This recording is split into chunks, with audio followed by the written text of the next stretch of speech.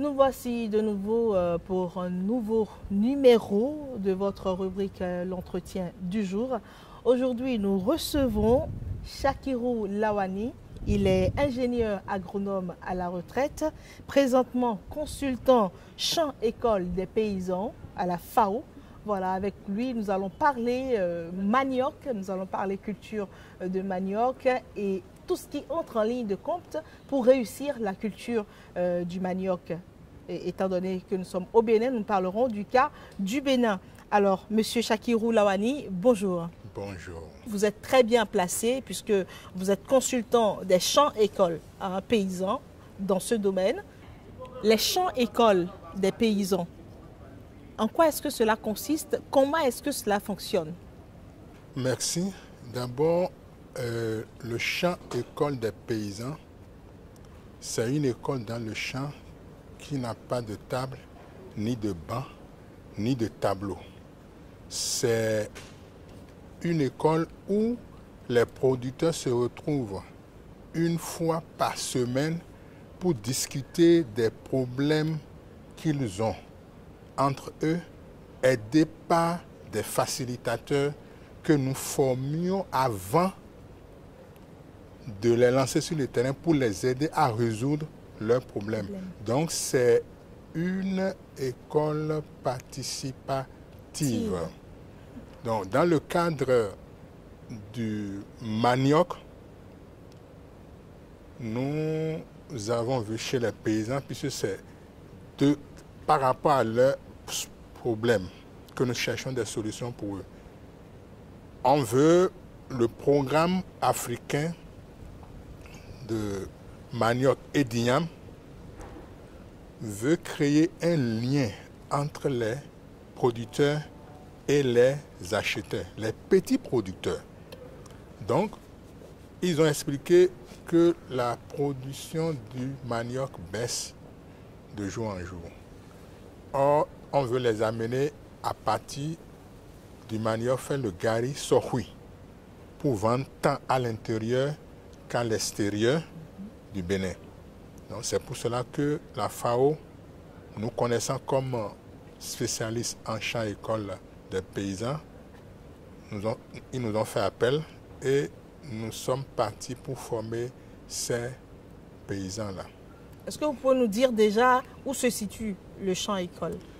Nous avons pour le manioc, on a 3 zones. On a Agawere, on a Diakotomé et Savalon. Dans chaque zone, nous avons 2 sites. Donc ça fait 6 sites au total, où les paysans se retrouvent une fois par semaine pour discuter de leurs problèmes et pour chercher des solutions. C'est ça. Donc nous, on est parti de la recherche à Niaouli, où on a déjà travaillé sur le manioc. On a déjà un itinéraire technique bien déterminé avec les variétés améliorées qui produisent jusqu'à 25-30 tonnes à l'hectare. Alors que les variétés de nos paysans, à peine ça arrive à 12 tonnes à l'hectare, qui est très très loin de ce qu'ils escomptent qui fait 22 tonnes hectare. Donc, on les apprend d'abord à partir de la préparation du sol. Donc, au niveau de certains paysans, ils font le labour à plat. Chez d'autres, ils font les billons. Donc, nous, on a dit, bon, si c'est ainsi, ceux qui font les billons, dans leur pratique, qu'on appelle pratique paysanne, ils vont faire leurs billons. Mais dans la pratique améliorée, bonne pratique agricole, nous allons utiliser des tracteurs pour faire d'abord le labour, avant maintenant de planter. Donc la plantation, on a pris 1 hectare. On a divisé en demi-hectare, demi-hectare. Un demi-hectare pour la pratique paysanne et un demi-hectare pour la pratique, bonne pratique agricole, où nous allons appliquer notre technologie, les technologies qu'on veut leur apprendre. Là aussi, là où ils font bignon et à plat, La boue à plat. on a divisé le demi-hectare de la bonne pratique agricole en deux, un sur bignon et puis un à plat. À plat. Bien, maintenant, le paysan, quand il prend sa bouture, il le coupe, il le met en terre sans faire de lignes, lui, il met seulement en terre. Alors que dans la technique, dans la pratique de bonne pratique agricole, les boutures ont une dimension donnée, 20 cm, on coupe. Et ça, la technique, on coupe un bout rond et un bout en biseau. Et on place, on met un cordeau, puis on doit planter en ligne. C'est ça. 1 mètre sur 1 mètre. Et 1 mètre d'intervalle. D'intervalle entre Entre deux boutures. Deux boutures et entre deux lignes. Donc on a 10 000 plants hectares. Donc c'est comme ça que nous avons été au centre de recherche sud du Bénin, que nous appelons CRA Sud à Niaouli, pour prendre la variété RB 89 509, qui est une variété performante qui a un cycle de 12 mois et qui produit 30 tonnes à l'hectare. C'est ça. Donc, à ce niveau, on ne peut pas laisser les paysans comme ça pour aller. Donc, on a dû former des facilitateurs sur la technique de coupe des boutures, sur la période de saclage, la périodicité, maintenant pour accompagner, puisque c'est une variété performante, pour l'accompagner, on doit mettre de l'engrais minéral, c'est-à-dire NPK, urée et du KCL. Il n'y a pas de pesticides? Non, il n'y a pas de pesticides, mais je vais revenir à cette question-là.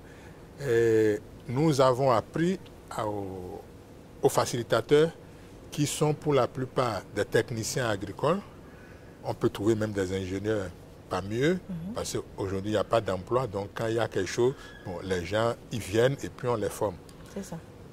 Donc, à ce niveau-là, nous avons fait la formation des formateurs où nous leur avons appris l'itinéraire. Et ils vont partir maintenant chez les paysans où ils vont installer le champ-école et ils vont leur apprendre ce que nous, on leur avait appris. Ils vont leur rétrocéder ça et en maintenant faire la pratique. Maintenant, dans le travail, les paysans ont des habitudes. Et c'est pour ça qu'on dit pratique paysanne. À Savalou, par exemple, ils ont utilisé de l'herbicide pour faire le saclage. Nous, quand on est arrivé, on leur a dit, vous ne deviez pas le faire parce que le manioc, c'est quelque chose qu'on mange. Or, on ne sait pas quel herbicide vous avez utilisé. Ça peut être un problème pour le manioc et un problème aussi environnemental. Parce que, et sanitaire aussi. Oui, c'est ça le problème. Parce que tout ce qui est dans un champ n'est pas que ennemi des cultures. Ce n'est pas tout ce qui vole dans le champ qui est ennemi des cultures. Il y a les amis des cultures. Il y a d'autres insectes qui bouffent d'autres insectes. Donc, dans la nouvelle technique de gestion intégrée de la production des déprédateurs des cultures, quand vous êtes dans un champ, vous ne pouvez pas commencer par pulvériser comme on le fait dans le coton, où on dit au 21e, il faut aller pulvériser. Mais vous allez pulvériser, vous ne savez même pas quel est l'état sanitaire de votre champ. Vous ne savez pas ce qui arrive, vous allez commencer par faire. C'est pour cela que c'est une observation hebdomadaire qui se fait au niveau des champs-écoles. Et à heure fixe, si vous choisissez de faire ça le lundi à 7 h, tous les lundis à 7 h, ce n'est pas 7h30, un lundi, 7 h, un autre lundi, 8 h, non, c'est à 7 h parce que vous voulez observer votre champ. Donc, c'est ça le problème du champ-école. Et là, le paysan touche du doigt ce qu'on veut lui montrer. Et puis c'est démonstratif. Ils ont des connaissances endogènes qui nous permettent de savoir que ceux-là, ils sont bien avancés et ce qu'on veut leur présenter, on discute avec eux et ils saisissent. Donc, Alors, j'aimerais bien savoir, vous avez parlé tout à l'heure du rendement qui donne vraiment des tonnes et des tonnes par hectare, c'est ça? Alors, j'aimerais savoir où vont toutes ces productions-là après la récolte. Est-ce que le marché existe pour toutes ces récoltes? Bon, aujourd'hui, le champ école que la FAO a mis en place, c'est au fait créer un lien entre les petits producteurs et les acheteurs. Il ne s'agit plus aux producteurs de produire pour produire. Ils doivent déjà avoir des gens qui veulent acheter leur production. Puisqu'on veut transformer le manioc en gari sohui. C'est le but. Donc, on est en train de leur apprendre à signer des accords de partenariat avec les transformateurs, avec les acheteurs, avec les transporteurs. Donc, ils savent déjà ce que nous, on leur enseigne aujourd'hui, c'est que s'ils doivent produire 2 hectares et pour avoir, par exemple, 60 tonnes, ils devaient déjà savoir qui veut acheter. Ce n'est pas le jour où il va récolter qu'il va commencer par chercher qui veut acheter. Il a déjà un acheteur potentiel avec qui il a signé un contrat. Ce n'est pas qu'ils ont dit ça à la bouche, hein. Ils vont signer un contrat. Donc c'est le but même de l'opération Champ École. Parce qu'il y a un autre consultant agri-business qui m'accompagne dans ce travail-là. Donc, ils ne vont plus produire pour produire.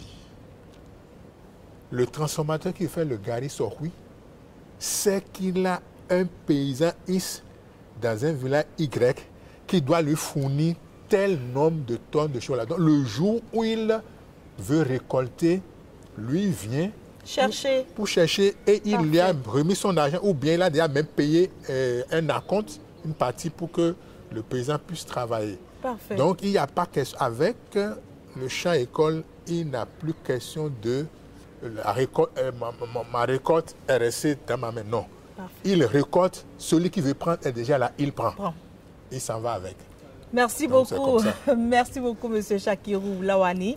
Avec vous, nous avons parlé des techniques culturelles en matière pour la culture du manioc. Nous avons parlé également des mesures prises pour que les paysans ne soient plus les grands perdants à la fin de leur culture, ou plutôt lors de la récolte de leur culture.